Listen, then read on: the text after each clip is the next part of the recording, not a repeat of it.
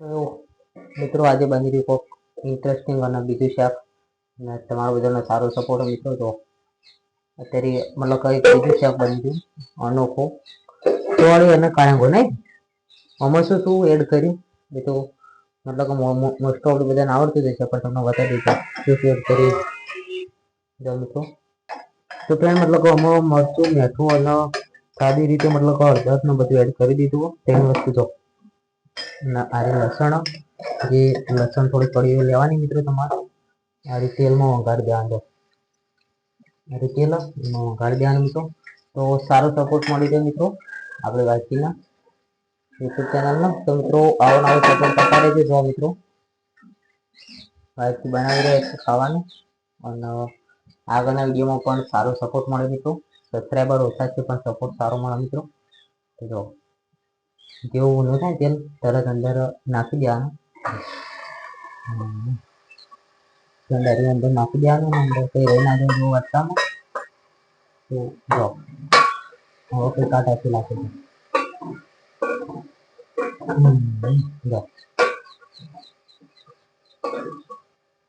જો તો મતલબ અલગ અલગ થવા મિત્રો તેલમાં પેલું થાય અને રસ્સો અને બધું તૈયાર થઈ જાય.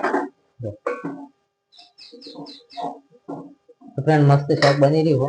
જો અને આવી તો એક કાપો પકડી અને કમ્પ્લીટલી ફૂલ પ્રોસેસથી પેલું કરવાનું.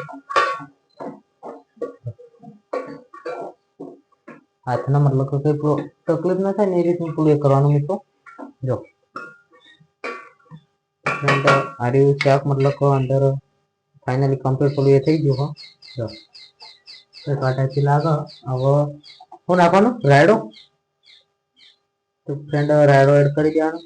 જીરું મિત્રો, જીરું તીખી વાટી અને એડ કરી દેવાનું. આટલું થોડું જીરું લેવાનું મિત્રો.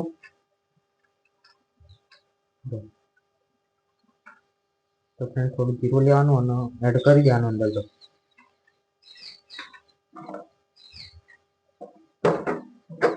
કંઈક આ રીતનું મતલબ એડ કરી દેવાનું જીરું. ત્યાં કંઈક આ ટાઈપનું લાગે હોય તો ઇન્ટરેસ્ટિંગ શાક લાગે મિત્રો. તો તો જીરું એડ કરી દેવાનું અને આજે મતલબ કેટલા ટાઈમ પછી લઈ જવાનું? કલાક કેળી કમ્પ્લીટ થઈ જાય. બધું કમ્પ્લીટ થઈ ગયું. 1 કલાક કમ્પ્લીટલી શાક તમારું બનીને રેડી થઈ જાય. તો ફ્રેન્ડ અમારે મતલબ થોડું પણ કોઈક નવું બનાવ્યું ફરી બતાવી દઉં. તો મળીએ એક નવા બ્લોગમાં. જય માતાજી, જય ભારત.